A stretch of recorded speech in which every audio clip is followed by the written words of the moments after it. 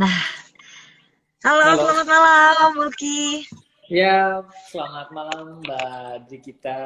Ini manggil Dika Kata susah nih. Enaknya manggil apa nih? Gita. Gita boleh, Bri Oke, boleh, apa aja deh yang gampang. cocok. Gimana kabarnya, Mulki? Baik, Mbak Gita kayaknya lagi di jalan nih. Iya, jadi Macet. ada sedikit kerjaan, enggak sih akhirnya sampai juga ke tujuan, tapi udah di dalam mobil aja deh biar cepet set alatnya juga, biar nggak Oke, repot. nggak apa-apa. Yang penting lightning cocok ya. Betul, yang penting bisa menjawab pertanyaan teman-teman nih. Sebelumnya aku ucapin makasih banget karena dari pihak Indo Premier juga mau bergabung dan mau memberikan sosialisasi tentunya untuk teman-teman saat ini karena kan memang lagi mencuat lagi ya kasus kejahatan perbankan gak cuma soal salah satu bank Ya, swasta kira-kira ini tapi juga beberapa waktu lalu banyak lah gitu di sejumlah daerah. Nah sebenarnya nih ya. kenapa sih investasi bodong itu bisa merebak di Indonesia gitu? Kalau dari Mulki sendiri gimana pendapatnya? Iya, kalau dari saya pribadi melihat bahwa ya literasi finansial untuk banyak orang di Indonesia itu masih kecil ataupun rendah. Jadi apa pengetahuan sosial tentang keuangan, investasi dan semua hal-hal di sekitar itu tuh rendah. Jadi ketika orang-orang ditawari bisnis yang nominal returnnya besar, yang langsung wow, oke, Hmm. apalagi diberi iming-iming kan nominal-nominal return berkali-kali lipat gitu. Itu buat kita orang-orang yang bergelut di dunia investasi, pasar modal dan lain-lain itu merupakan ya return yang keterlaluan, aneh soalnya. Kita aja sebenarnya kalau melihat ada sebuah investasi ya memberikan Ya. return setahun 20 itu kita kayak macam alarm dulu nih. Wah, bentar dulu nih 20 kenapa bisa begitu gitu kan dengan kondisi market Hmm. Indo seperti ini, bisnisnya seperti apa dan lain-lain banyak pertimbangannya. Nah, tapi di Hmm. masyarakat kan ya karena rendah dan nggak terlalu banyak mengerti di dunia investasi dan sejenisnya. Jadi ketika melihat bunga return yang besar. Nah, kan kemarin ceritanya kan dapat bunga khusus deposito sekitar 10%, which is masuk deposito sebesar itu quite high gitu sih Mbak Ya. kita. Jadi salah satunya adalah mungkin kurangnya informasi juga kali Ya, ya. Dan kalaupun kita udah tahu nih, kayak saat ini kan kita sama-sama tahu, oh iya, pokoknya kalau yang nawarin return-nya besar dalam waktu singkat, itu kemungkinan bodong. Tapi ketika ditawarkan, kan kita kemungkinan adalah sisi manusia tergiur juga gitu loh, ya, Moki. Karena siapa sih yang nggak mau untung besar zaman sekarang, iya nggak sih? betul. Nah, Jadi selain menawarkan return besar dalam waktu singkat, ini biasanya ciri-ciri dari investasi bodong tuh apalagi sih, Mulki? selain dari return yang besar nih, biasanya Mm-mm. ada iming-iming lainnya adalah waktu yang singkat ya, dan kemudian Hmm. ajak teman-teman saudara untuk ikut dan masuk. Ya, kenapa? Karena diharapkan nih, dan Oke. kalau dari sisi yang orang yang bodohnya ya, yang jahat, makin banyak uang Mm-mm. yang mereka dapat, mereka bisa memutarkan untuk bisa istilahnya merekrut orang-orang baru untuk mereka nanti rekrut lagi. Jadi semacam ya Ponzi scam lah gitu. Nanti ketika teman-teman mereka udah Hmm. senang gitu kan masuk dengan berboyong-boyong dengan orang yang banyak, uang yang nominal besar. Nah, nanti once ketika sudah boom selesai ya mereka bisa hilang kabur ataupun diselewengkan gitu. Kayak gitu ya. Tapi biasa proses kerjanya dari para pelaku investasi bodong ini sebenarnya uangnya dikemanain sih gitu? Nah, nah uh, banyak hal yang akan dilakukan oleh para orang-orang yang melakukan kegiatan jahat itu ya. Mungkin ada pihak-pihak yang mengumpulkan dana tersebut setelah pada saat tertentu ya, periode tertentu beliau bisa hilang kabur tidak bisa dikontak dan lain-lain which is nanti akan jadi buron polisi atau ada Hmm. orang-orang lain mungkin kasusnya seperti yang kemarin terakhir saya baca lagi informasi bahwa kasus yang terakhir ini yang sempat rame itu adalah tidak kabur ceritanya, tapi menggunakan dana Oke. tersebut untuk melakukan trading forex. Jadi diharapkan nih cerita yang Ya. kemarin itu dari dana yang dikumpulkan, terus kemudian Mm-mm. dia akan kelola di sebuah instrumen investasi. Ceritanya di forex, diharapkan dia trading di forex dapat return lebih karena dananya menggunakan dana nasabah, dia Mm-mm. bisa memberikan return yang 10% dan sisa yang cuannya bisa dia ambil. Rencananya seperti itu. Cuman ya ini balik, Oke. investasi kan ada high risk high return. Dia masuk ke investasi Ya. yang nilainya dan risikonya itu tinggi gitu, dan ya once ketika gagal ya beginilah hasilnya gitu. Oke, ini tapi kalau udah nyerempet ke kasus yang kemarin viral itu ya Mulki ya. Ya. Ini nggak sedikit penasarannya doang soal ini sih. Jadi kan banyak yang memperdebatkan juga komen-komen netizen itu soal buku buku tabungannya itu. Nah itu sebenarnya Ya. kalau dari Mulki sendiri penjelasannya tuh logisnya gimana sih? Karena kan kalau dari pihak korban entah ya bisa kita sebut itu korban atau bagaimana. Tapi saat ini oke katakanlah korban itu pernyataannya adalah bahwa sejak awal dia buka tabungan masa depan sehingga dia memang nggak pegang sama sekali gitu. Nah itu tuh Ya. is it normal atau enggak atau gimana sih? Jadi kan ceritanya beliau korban ditawarkan paket tertentu. Jadi program yang tidak ada secara resmi di bank tersebut ya. Nah, sebenarnya Oke. harusnya itu secara moral adalah menawarkan produk yang ada di bank tersebut. Tapi Hmm. kasusnya ini karena mungkin beliau tahu ini nominal dana yang akan dimasukkan besar. Jadi ada mungkin pikiran, oh mungkin saya bisa menggunakan dana tersebut untuk keperluan pribadi dia gitu kan. Akhirnya dibuatlah program yang bodong ya, jadi kemudian dengan nominal dan bunga yang cukup fantastis ya, deposito 10%, di mana which is sekarang pun deposito sekitar 3,5 sampai mentok-mentok di 4,5 lah ya. Nah ini ditawarkan 10%. Nah ketika memasukkan uang nominal 22 miliar, kebayang nggak setahun mendapatkan sekitar 2 miliar, which is selama setiap bulan Brigita nih kalau misalkan melakukan deposito dan itu akan mendapatkan sekitar 150 juta bersih setiap bulan. Siapa yang nggak tergiur? Ya. Gitu. Nah, Ya. selama setelah deal-dealan, akhirnya kontak-kontakan via iya kepalanya lah si tersangkanya. Kemudian sama si tersangkanya kan dibuatkan akun secara resmi gitu kan. Cuman dananya dikelolanya nanti sama dia, di keep sendiri, nanti dibuat rekening koran gitu kan, secara ya itu istilahnya ya palsu juga gitu kan. Jadi bahkan memberikan Ya. laporan detail itu tersebut ke si korban, dan which is menggunakan rekeningnya tidak menggunakan rekening institusi resminya, tapi menggunakan rekening pribadi dari tersangka. Which is sebenarnya ya itu tuh nggak bisa. Harusnya kalau memang programnya dari institusi, harusnya tuh semua transaksi dan lain-lain harus based on jalur institusi yang rekening. Nah gitu. Dan yang ditransfernya bukan ke korban, tapi ke ayah korban. Itu little bit tricky itu membuat orang pun sebenarnya, kami yang pihak ketiga pun ini kayaknya agak sedikit kusut gitu kan. Dan korban pun sebenarnya agak, saya nggak tahu nih ini memang sengaja apapun, misalkan emang nggak tahu ya. Sebenarnya ketika teman-teman punya uang lebih harusnya dan lebih aware lah dengan tempat di mana teman-teman untuk melakukan investasi atau menabung gitu kan. Setidaknya pertama cek institusi, yang kedua cek prosedur harus seperti apa. Apalagi kan sempat diberitakan untuk buku tabungan dan lainnya ini di-keep sama tersangka. Nah, itu harus PR juga tuh Mbak Gita.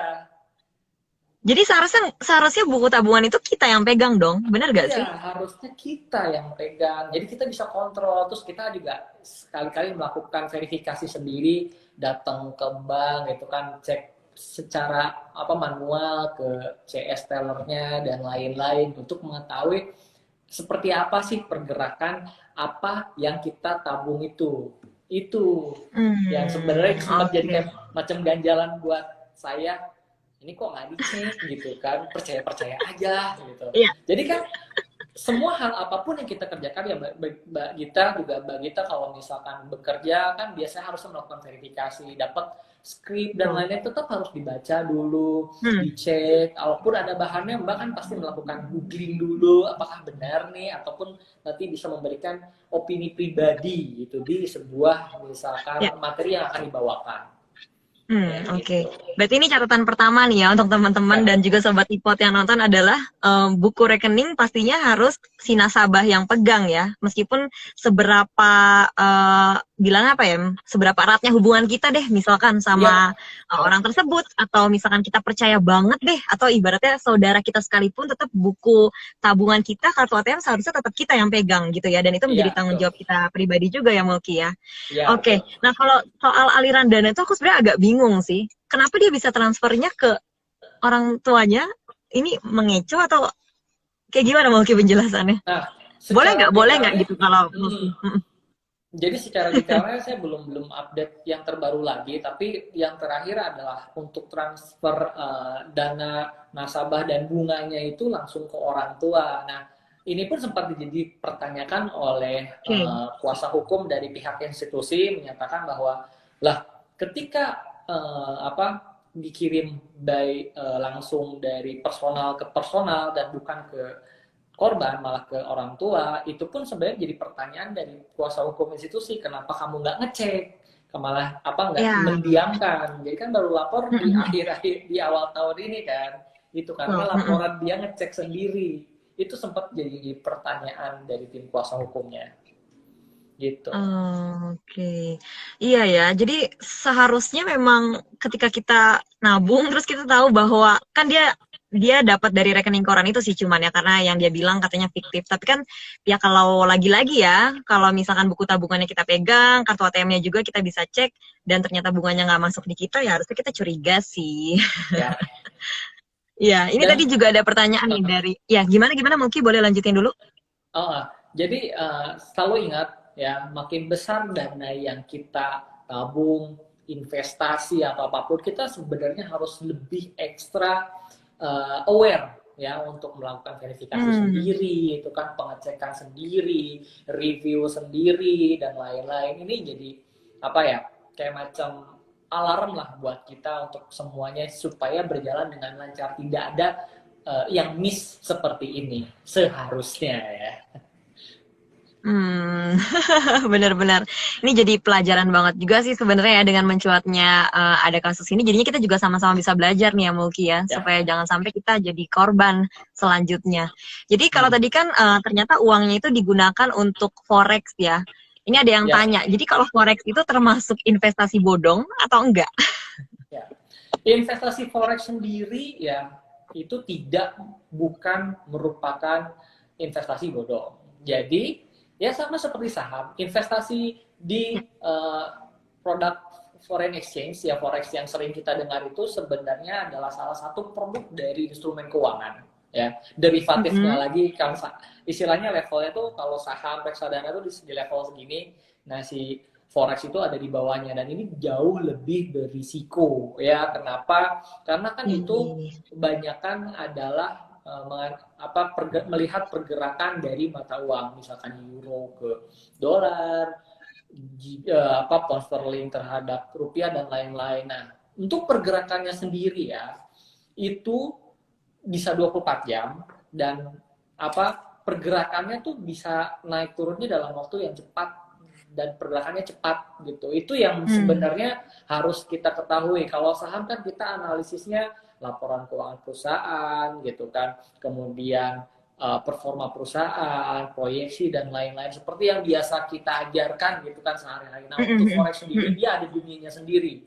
karena teman-teman akan melakukan analisis soal kebijakan luar negeri gitu kan ya, apalagi misalkan ada kebijakan tertentu kemarin habis election di USA, apakah berdampak pada penurunan harga si dolarnya kayak gitu. Itu jauh lebih banyak dan jauh lebih kompleks. Nah, masalahnya banyak orang yang menjadi sales atau marketing dari tim yang jual produk-produk forex itu kadang menyebut model ini adalah investasi. Sebenarnya saya sih lebih preferable, saya personally lihatnya ini agak lebih ke trading. Jadi yang tidak untuk, apalagi ini kan karena berisiko tinggi ya. Jadi saya tidak begitu Ya. menyarankan untuk orang-orang yang baru terjun ke dunia pasar modal atau investasi ataupun trading itu langsung main ke situ.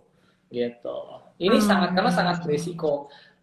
Mm-mm. Banyak cerita, misalkan orang-orang bisa kehilangan ratusan juta dan lain-lain dalam waktu yang singkat gitu. Makanya, tapi beberapa orang pun bisa mendapatkan return yang tinggi dari instrumen ini. Jadi mungkin ini ceritanya si tersangka ingin mencoba mencari peruntungan di dunia ini. Mungkin pada masa itu ada sesuatu hal, mungkin emas lagi naik di perdagangan komoditasnya, ataupun misalkan ceritanya dolar lagi naik atau lagi turun. Nah, ini dia ingin mencoba. Somehow mungkin it doesn't work. Gitu. Ya. Oke. Wah, ini sih sebenarnya cukup bikin was-was ya, karena kan pas pertama kali keluar langsung, wah gimana dong nih, jangan-jangan uang tabungan kita pun jadi banyak dugaan-dugaan kayak gitu. Tapi ya kembali lagi, tapi tadi kuncinya seperti kata Mulki adalah ya kita harus aware juga gitu sama tabungan kita. Semakin banyak, apalagi jumlah yang kita tabung, kita setor, ya kita juga harus semakin ketat pengawasannya. Ini ada pertanyaan juga nih Mulki. Setahu saya ini dari Opa Sue ya. Setahu saya Forex tidak ada pengawasan hukum kan ya. Kalau saham kan diawasi OJK. Gimana Mulki? Forex sendiri dia ada institusi sendiri namanya Bapepti yang untuk pengawas ya, bukan mengatur juga, dia kayak macam BEI-nya untuk dunia forex gitu. Jadi sebenarnya dibilang secure ya ada, karena ada Bapepti, teman-teman yang untuk yang lihat di dunia forex ya harus refer ke sana gitu kan. Bapepti, BAPPEBTI gitu. Itu dunianya seperti sana. Itu. Jadi ada Jadi sebenarnya tetap diawasi juga gitu ya, karena memang bukan investasi bodong juga seperti yang tadi Mulki bilang, hanya saja risikonya lebih tinggi kalau forex ini. Begitu ya. Oke. Nah, ini ada titipan pertanyaan yang sebenarnya aku juga penasaran. Baru-baru ini sih, mungkin nggak baru-baru ini ya, tapi kebetulan baru-baru ini aku lihat di Instagram itu ada yang namanya kayak big profit investment gitu loh. Jadi kita modelnya setor uang 500.000, ada yang 1 juta, yang kayak gitu loh. Dan dia menawarkan return yang banyak gitu. Nah, kebetulan kemarin netizen juga ada yang nanya kayak gitu. Jadi aku, wah berarti ini bukan gue doang dong ya yang penasaran bener apa enggak. Karena logikanya kok bisa sih gue kasih 500.000 gitu misalkan. Terus dia balikin ke aku 2 juta katakanlah kayak gitu. Aku lupa sih berapa returnnya, cuman lebih besar dari yang kita setor. Hanya dalam waktu singkat. Nah, itu kan kalau kayak gitu nggak usah kerja dong aku. Ya, setor duit aja. Nah ini gimana nih Mulki? Itu termasuk bodong apa nggak sih? Ya, itu most likely akan menjadi investasi bodong. Kenapa? Pertama, itu ada mencari downline nggak? Lupa juga sih kalau yang ini. Cuman ya, waktu itu iming belum sih kayaknya sih. Tidak usah mencari downline. 500.000 dalam waktu singkat balik jadi 2 juta, which is 4 kali lipat dalam waktu singkat. Bisnis apa yang bisa memberikan uang yang pasti dalam waktu singkat? Even kalau Mbak Gita untuk trading saham pun ya perlu waktu, perlu analisis, dan ada risikonya. Itu returnnya kan fantastis, otomatis sebenarnya risikonya juga fantastis ya. Tapi gini, biasanya modus operandi seperti itu adalah begini. Teman-teman akan invest 500.000 ya. Mungkin akan dibayarkan pada berikutnya tidak akan 2 juta, mungkin naik beberapa ratus ribu. Terus kemudian teman-teman senang, wah ternyata naik gampang ya, saya masukin 500, saya tambah deh 2 juta. Karena dengan harapan misalkan 2 juta nanti akan dilipat lagi. Oh ternyata nambah lagi ya, tambah lagi lebih gede. Nah once ketika pada waktunya teman-teman kan, wah modal kecil kurang nampol nih, coba ajak teman-teman ngumpulin uang dan lain-lain, masukin, ternyata dapat 100 juta. Puff, hilang. Itu most likely menggunakan skema Ponzi. Jadi skema Ponzi kan makin orang akan di atas, kayak macam ya di atas nih jadi kepalanya, mereka akan mengumpulkan orang dan dana ya. Nanti ya dengan dana yang dikumpul awal, mereka akan membayar orang yang baru masuk. Nanti orang yang baru Oke. masuk kan bunganya kita bayar lagi. Kelihatan kan kayak semua berjalan. Tapi kalau nggak ada orang di bawahnya terus, ini ya, si uang Mm-mm, nggak bisa muter. mm-mm. Makanya sebagian orang akan ngajakin orang terus cari-cari uang. Nanti pada saat tertentu, skema ini tidak bisa membayarkan di bawah karena harus membayarkan bunga-bunga orang-orang di atas. Nanti biasanya pada suatu saat Oke. tertentu, puff, pecah semua. Nanti kalian sendiri ya biasa yang pusing. Ini saya nyangkut 28 juta misalkan, baru terbayar sekitar 12 juta, sisanya ya nggak bisa dibayar. Oke. Nah, kayak gitu biasanya. Oke. Nah, tapi misalkan aku nih yang ngajakin nih, oke, Ya, kumpulin 500.000. Nah, apakah si pelaku ini mendapatkan keuntungan juga? Kalau iya, dapat dari mana keuntungannya? iya dapat Apakah dari dia juga 100.000. putar Ya, lagi di forex juga atau jenisnya atau gimana? most likely Mm-mm. kalau yang untuk itu ya ceritanya kan akan untuk trading dan lain-lain. Nah gini, kalau Mbak Gita bisa Hmm. melakukan trading menggandakan dengan sendiri, kenapa nggak pakai uang sendiri? Iya, betul. Mm-mm, mm-mm. Kenapa harus mencari orang? Karena saya kenal beberapa orang yang dia memang full time trader gitu kan dan bisa generate uang dari trading. Dia nggak bikin kelas, dia nggak bikin apa ya kelas berbayar dan lain-lain. Ini trading sendiri aja, menikmati cuan ya sendiri aja. Sisanya ya kalau bisa generate uang Hmm. dengan trading, ngapain sih harus capek-capek nyari uang tambahan gitu. Benar, benar, Itu benar, konsep benar. simpelnya. Kalau dipikir-pikir, kayaknya sih memang meminta korban-korbannya untuk mencari downline sih dengan kita post di Instagram kan sebenarnya, ayo siapa lagi yang mau ikut? Itu kan sebenarnya kita cari downline ya, secara Ya, tidak sadar gitu. Kita mengajak orang-orang untuk ikutan loh. Gue beneran nih kemarin 500.000 baliknya 2 juta misalkan kayak gitu. Ini secara tidak langsung lagi cari downline ya. ya. Wah serem Karena banget sih. sempat biasanya itu selain diiklankan di IG dan lain-lain, biasanya mereka itu endorse beberapa mungkin influencer yang nggak terlalu gede ataupun bisa yang gede, tergantung dari target market mereka. Nanti orang-orang yang terlena bisa, loh kok si influencer A juga pakai, kok si influencer B juga apa ikutan, kok mereka yang jadi ambasadornya dan bla bla bla. Nah itulah banyak orang kan sebenarnya lihat karena influencer, jadi harusnya aman. Itu sempat kemarin saya baca ada thread-nya orang yang tertipu karena si influencer ini mempromosikan. Jadi kayak macam ya terbawa oleh mereka itu sulit Wah, jadi iya sih. membagi. Memang yang seremnya ini adalah karena pelaku-pelaku ini berani keluar modal untuk rekrut influencer ya. Apalagi influencer-influencer yang followersnya tuh, wah, apa namanya ya, bukan mengabdi sih, cuman kayak antusias banget gitu. Wah, dia Yes, trusted nih kayaknya. Jadinya seolah-olah apa yang orang ini lakukan, kita bisa gitu untuk tiru. Wah, ini serem banget sih, jujur aja sebenarnya. yep, Karena itu. kebetulan kebetulan banget adalah aku lihat ini dari orang yang terdekat juga, berarti abis ini aku harus langsung kasih tahu dia nih. Hmm, Semoga nonton juga. Jadi aku emang waktu itu agak-agak kaget sih, oh kok bisa kayak gitu kan. Ya berharapnya Sobat Ipot dan juga teman-teman mungkin yang saat ini menonton dari followers aku yang baru bergabung mungkin lebih berhati-hati kali ya dengan penipuan-penipuan yang modelnya seperti itu gitu. Ini tadi ada pertanyaan apa ya sebentar. Yang paling dirugikan yang ikut paling terakhir katanya. yep, Terus, bener ya itu ya? Kemungkinan yang betul. paling terakhir, oke, karena nggak ada lagi bawahnya gitu ya? Nggak Yap. ada lagi downline-nya. Terus ada yang bilang ini semacam MLM ya? Bener atau nggak itu, Balki? Soal MLM, ya itu balik ke model bisnisnya MLM sendiri. Ada MLM yang memang Oh, menjualan oke. jualan produk dan jadi downline itu sebagai additional. Jadi main bisnis mereka ya produk yang mereka jual, entah apapun lah itu, mungkin makanan, peralatan, barang-barang elektronik atau apapun nggak masalah. Jadi kan misalkan ada yang Hmm. downline-nya untuk mendapatkan benefit-benefit keanggotaan ya, mulai dari misalkan potongan-potongan, kalau nggak apa kartu anggota yang kalau dipakai di tempat-tempat tertentu dapat diskon potongan, itu should be fine. Tapi yang bahaya itu adalah yang Hmm. pure cari downline, itu agak sedikit ya ya itu agak sedikit ngeri sih gitu. Mencurigakan Dan nggak sih, ada iya. produk yang untuk dijual.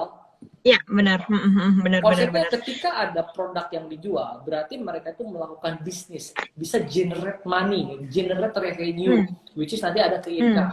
Sedangkan kalau pure, kalau misalkan kayak macam skema yang full rekrut orang hanya dengan modal uang, ya itu dari mana mereka generate revenue.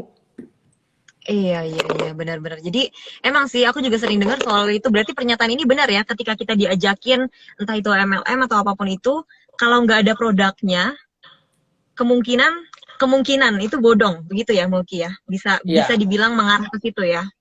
make sure dulu ketika ditanya soal soal investasi maupun dari bisnis, cek dulu bisnisnya apa, ya, apa yang dijual, ya, dan apakah ini main produk ataupun harus, yang penting kamu downline, yang penting kamu cari bawahan dan bla bla bla bla, soal produk urusan belakang. Nah, itu harus dicek kembali gitu ya. Oke.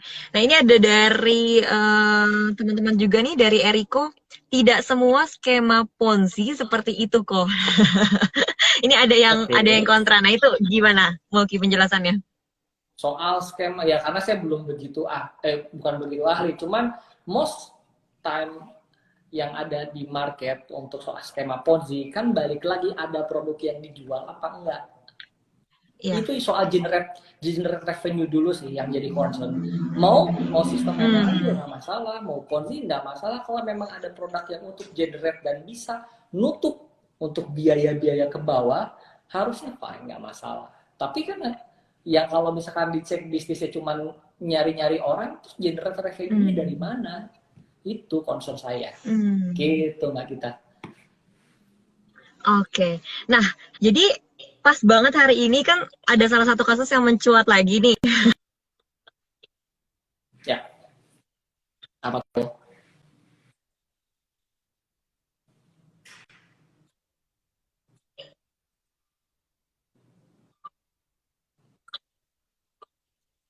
Oke.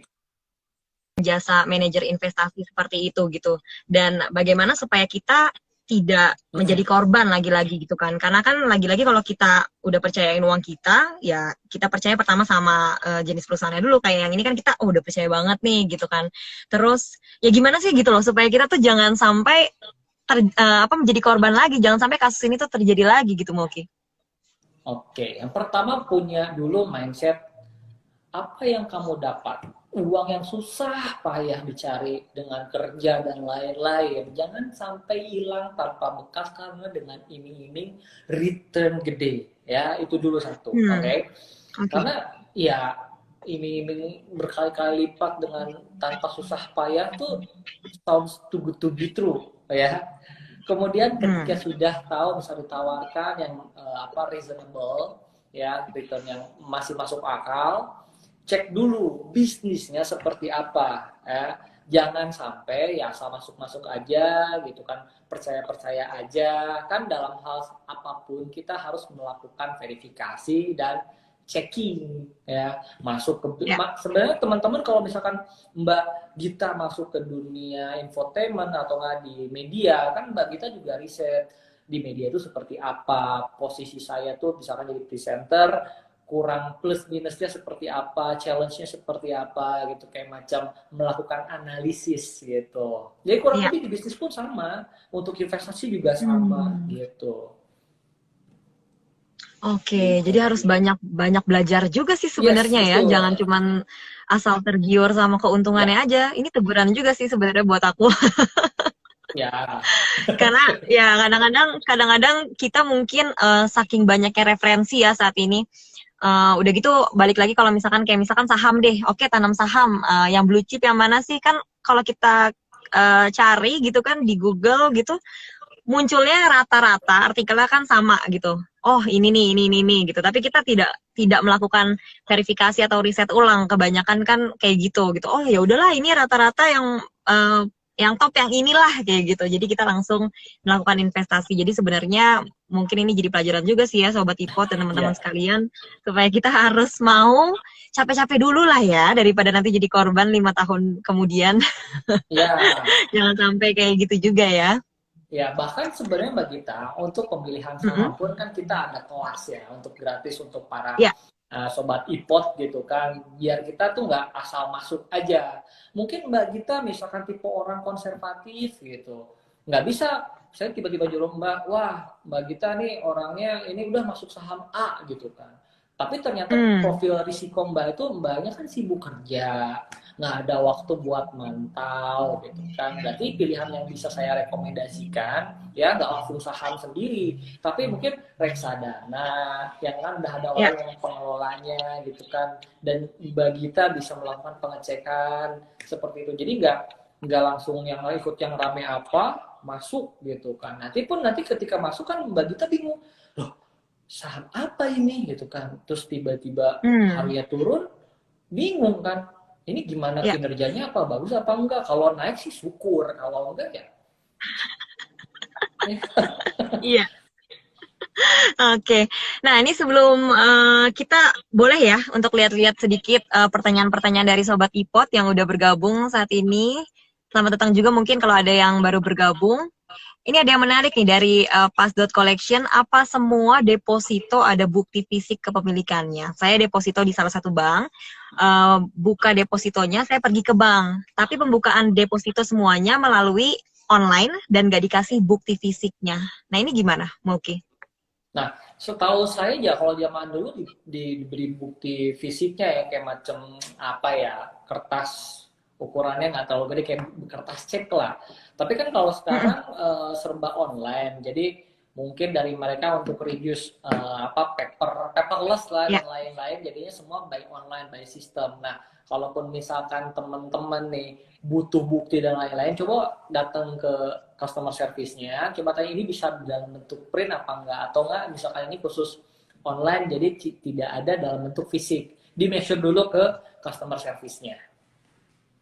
Oke, ya sih benar ya. Karena kan saat ini memang sejumlah bank juga memang sudah tidak menawarkan buku tabungan sih untuk Ya, beberapa rekening baru. ya, Jadi memang sih kita harus pegang buku tabungan kalau berkaca dari kasus yang sebelumnya yang lagi viral ini. Tapi kalau memang ada kebijakan dari bank tertentu, mungkin apa nih penggantinya gitu kali ya Mulki ya.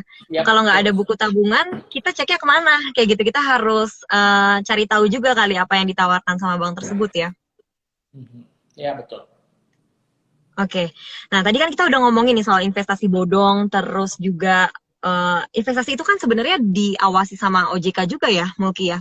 Ya betul. OJK terus ada Satgas Waspada Investasi juga setahu aku yang mengawasi Oke. investasi sehingga kita tahu nih bisa membedakan mana yang bodong dan mana yang enggak. Terus tadi ciri-cirinya juga Mulki udah kasih tahu gitu. Mungkin terakhir sebelum kita tutup kali ya, karena teman-teman kayak udah nggak ada yang tanya lagi di sini. Oke, ya. Jadi sekarang nih sebagai millennials juga gitu, Oke. karena sekarang kan banyak juga kan yang apa namanya yang berusaha gitu untuk mendapatkan uang pasif income lah kayak gitulah melalui investasi. Ya. Nah ini gimana saran dari Mulki sendiri untuk teman-teman dan juga Sobat Ipot yang bergabung saat ini supaya jangan sampai tertipu gitu? Karena kan lagi-lagi nih balik lagi mungkin orang yang menawarkan udah orang yang deket banget sama kita atau kadang-kadang keluarga kita gitu kan. Gimana supaya jangan sampai recheck dua kalinya tuh apa gitu loh Mulki? Oke, yang pertama kemarin ini soal passive income sama active income itu sempat dibahas di aplikasi kita, ada kelasnya bahas. Kebetulan saya juga sendiri yang kemarin isi aktif sama pasif. Jadi Oh, oke. untuk bisa mendapatkan active income, passive income itu ya, kita pertama harus bekerja dulu, which is kita akan active income ya, melakukan pekerjaan dan lain-lain, terus nabung, mengumpulkan uang tersebut untuk bikin jadi modal, dimasukkan ke passive income, mungkin di deposito gitu kan sejenis itu. Hmm. Jadi nanti teman-teman ataupun obligasi. Jadi nanti teman-teman mendapatkan kupon ataupun bunga dari uang yang sudah dikumpulkan itu. Itu tujuan akhirnya supaya teman-teman bisa mendapatkan passive income ya. Satu. Hmm. Yang kedua lagi, teman-teman ya selalu pikir bahwa susah cari uang, jangan sampai ya apa yang sudah kita pekerjakan, capek kerja keras, dapat uang gaji, bonus dan lain-lain ya bisa hilang karena teman-teman ya salah dalam melakukan pemilihan investasi. Meskipun itu ditawari oleh Oke. keluarga, terdekat, dan lain-lain, boleh nggak masalah. Yang penting teman-teman melakukan double check, review, kalau Hmm. nggak cek and recheck gitu kan, lihat verifikasi apakah ini bisnisnya ada, apakah ini beneran jalan, terus apakah skema bisnisnya itu sustain ya. Terus kan kita harus melihat yang namanya high risk high return. Ketika ditawarkan yang returnnya besar-besar ya, teman-teman cek mereka itu dapat generate uangnya dari mana. Kuncinya itu mereka generate bisnisnya dari mana. Ya, setelah itu misalkan sudah jelas, misalkan bisnis A, teman-teman lakukan cek and recheck, apakah benar misalkan teman-teman diajakin bisnis buka geprek-geprekan gitu kan. Oh, kalau emang benar nanti cek ya, apakah lokasinya benar ya, ada bentuk fisiknya. Terus perhatikan juga bagian kontrak, agreement, dibaca tuh satu-satu.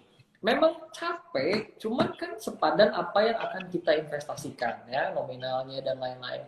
Cek satu-satu agreement, jangan sampai nanti kelewat gitu kan, viewer taunya ada pasal-pasal yang merugikan dari teman-teman gitu. Setelah itu ya, ketika semua berjalan, lakukan pengecekan secara berkala. Itu sih kuncinya, Mbak Gita. Oke. Tadi aku jadi kepikiran satu lagi, boleh ya Mulki ya? Boleh, oke. Dari tips ini. Jadi beberapa waktu lalu aku lupa daerahnya sih. Cuman mungkin Mulki tahu soal apa namanya ya? Dapur Mak Caca itu loh. Salah satu tempat makan. Oke, jadi dia modelnya tuh cari apa ya? Cari penanam saham sih sebenarnya. Dia tulis di media sosial siapa yang mau tanam saham segala macam gitu kan untuk rumah makannya, bahkan sampai buka berapa banyak cabang, kalau nggak salah sampai ada 5. Ini aku mohon maaf gitu kalau salah, aku juga lupa daerahnya di mana. Cuman aku sempat tahu dan sempat dalami karena aku pernah bahas itu di program berita aku di Kriminal Disergap. Nah, ini kan apa ya namanya? Produknya jelas gitu loh. Rumah makan ada juga gitu kan. Produknya ada, buka cabang juga. Terus returnnya juga kabarnya jelas kalau menurut para korban. Cuman dia menghilang setelah 3 ataupun 4 bulan gitu. Jadi setelah 4 bulan dia buka cabang, nah tiba-tiba dia menghilang gitu. Nah kalau yang ini tuh sebenarnya gimana? Karena kan ini bisa bikin kita ketipu juga gitu loh. Orangnya meyakinkan, produknya jelas, terus publikasinya bagus, menggunakan, ya lagi-lagi ada influencer juga gitu kan, sosial medianya jalan. Ya kita harusnya kan ini dong, apa namanya, agreement-nya juga jelas katanya saat itu. Jadi kan membuat kita akhirnya, oh nih kayaknya pas deh nih kalau gue berinvestasi di sini. Tapi lagi-lagi setelah 3 bulan ketipu juga, Mulki. Nah ini gimana? Iya kalau misalkan kasusnya seperti itu kan, pertama saya lihat bisnisnya. Bisnisnya ini kan ceritanya pengen bikin rumah makan di beberapa tempat ya. Dengan mereka itu butuh dana untuk jadi ya untuk pengembangan. Nah ceritanya kan dibikin kayak saham-sahamnya gitu, buka untuk saham. Itu nggak masalah. Salah satu cara untuk funding dari sebuah perusahaan itu adalah dari si pencari saham, pencari modal yang lain. Satu nggak masalah. Kemudian cek berikutnya sih sebenarnya untuk melakukan investasi di sebuah bisnis itu harus proven. Ya, jadi bisnis itu harus punya track record. Biasanya kalau di bursa yang untuk mau IPO, mereka itu harus dicek dulu bisnisnya berjalan beberapa tahun ke belakang. Ya, at least setidaknya 3 tahun. Jadi udah proven, kelihatan itu beneran generate revenue, ada usaha dan lain-lain baru. Ya, nah kalau misalkan tiba-tiba pengen bikin langsung cabang gede-gedean dan lain-lain gitu. Selain risiko soal investasinya sulit untuk bodong, risiko yang harus diterima seperti itu adalah, pertama, dunia kuliner, food and beverage itu sangat dinamis. Which is sebenarnya banyak teman saya juga cerita untuk bertahan di bisnis food and beverage ini harus punya life cycle sekitar 6 bulan. Jadi per 6 bulan harus punya inovasi baru. Kalau nggak ketinggalan. Kan kadang kemarin lagi rame matcha, ubahnya lagi besoknya musim apa. Sekarang musim belum ada, nanti ada musim-musiman lagi kayak gitu. Nah, food and beverage itu seperti itu. Teman-teman yang investasi di situ harus tahu juga seperti itu. Dan food and beverage nanti harus di breakdown lagi. Apakah makanan berat, apa snack. Terus misalkan geprek-geprekan atau kayak gimana gitu kan. Terus dunia itu juga harus agak mengerti lah. Tapi yang paling harus dicek adalah track record. Berapa lama dia sudah beroperasi. Karena kalau Hmm. yang baru-baru ini kan belum kelihatan kayak gimana. Ya, belum kelihatan generate-nya. Dan biasanya nih dalam melakukan investasi bisnis kan ada mereka proposal. Ya, rencana kerja gitu kan, Oke. prospektusnya seperti apa, rencana ke depannya, terus proyeksinya mau dapat apa. Terus harus dicek juga Mm-mm. nih risiko-risiko apa sih di dunia industri tersebut gitu kan. Di makanan kayak yang tadi disebutkan kan soal apa kontinuitas, kemudian inovasi dan lain itu harus dicek lagi. Cuman kan mungkin ada pertimbangan-pertimbangan lain ya, misalkan marketingnya bagus itu kemudian di endorse sama seleb seleb besar gitu kan, semua kan ya, Ya, jadi ya membuat penilaian agak sedikit berkurang itu sih. Sebenarnya kita betul. harus bisa lebih rasional. Iya, iya, iya, iya. Oke, berarti kalau untuk kasus ini mungkin ya memang balik lagi harus dicek juga track recordnya ya. Ya. Wah, agak-agak ini sih memang tricky juga sebenarnya ya kalau untuk Mm-mm. kasus-kasus tertentu kan Ya. kesannya udah meyakinkan banget gitu kan. Tapi pada akhirnya seiring berjalannya waktu tertipu juga kayak gitu. Aku lupa di daerah mana tapi di luar Jakarta sih.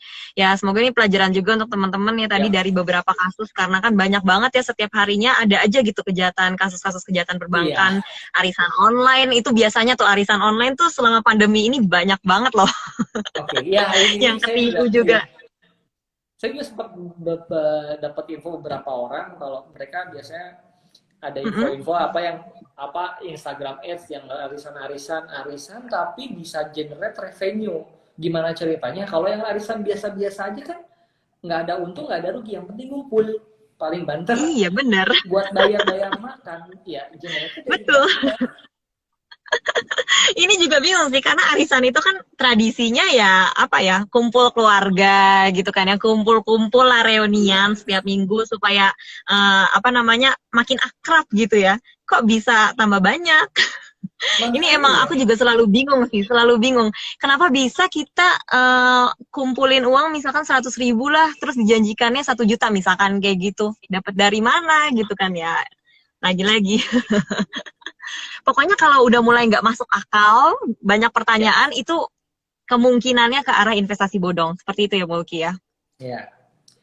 Ya, lihat dulu kalau Oke. misalkan soal return patokannya deposito aja lah, deposito bank, nggak usah jauh-jauh ya sekitar situ. Kalau itu masih agak make sense lah. Misalkan sekarang deposito di 4% ya, kalau misalkan ada yang menawarkan 5% ya, ya itu masih make sense lah gitu.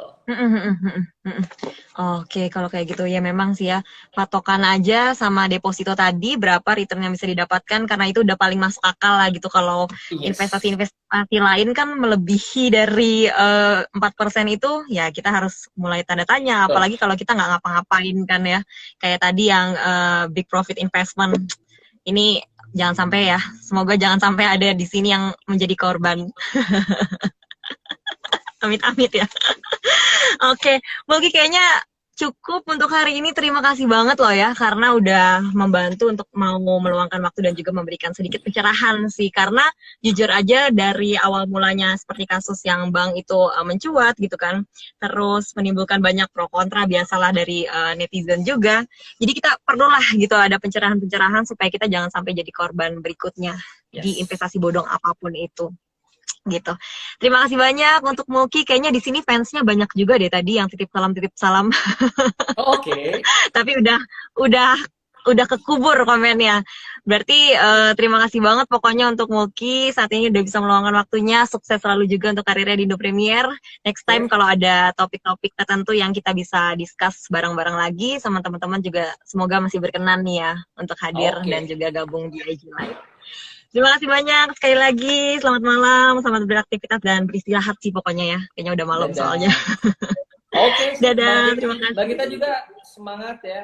Dan tetap Ya, terus bikin acara-acara yang menarik. Ya. ya, siap. Terima kasih. Oke, teman-teman, itu dia soal investasi bodong. Karena emang menarik sih gitu loh. Apalagi tadi yang soal big profit investment juga. Ini beberapa yang post soalnya orang yang aku kenal baik, dan aku juga cukup apa ya kepo juga sih gitu loh.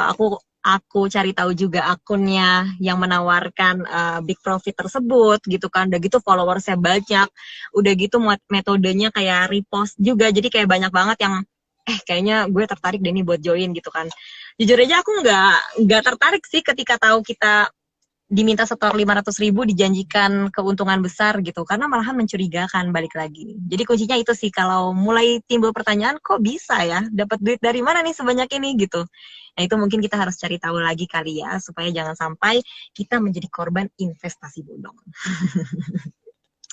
Teman-teman terima kasih. Tadi ada yang perhatian banget dia nanya kenapa aku di mobil. Jadi ini aku lagi dalam perjalanan, abis ngungsi dikit dari Jakarta. Jadi ini lagi di luar Jakarta dan emang sebentar lagi juga mau pulang. Ini mampir bentar ada kerjaan. Tadi kalau keburu masuk set tempat, alat segala macem, takutnya telat banget gitu kan, karena tadi aja udah telat 15 menit. Tapi terima kasih banget teman-teman untuk concernnya. Ini aku sebentar lagi juga mau balik ke Jakarta sih kayaknya. Oke, untuk teman-teman semua, semoga kita sama-sama belajar ya malam hari ini. Nggak ada yang bisa disalahin sih, karena balik lagi tabungan kita ya tanggung jawab kita juga gitu. Jadi ini dijadiin pelajaran aja, jangan saling menyalahkan, tapi kita support siapapun yang menjadi korban. Kayak gitu. Nah, teman-teman, di hari Sabtu nanti jam 10 pagi aku ada IG Live sama salah satu teman aku, jurnalis, dia di Amerika Serikat.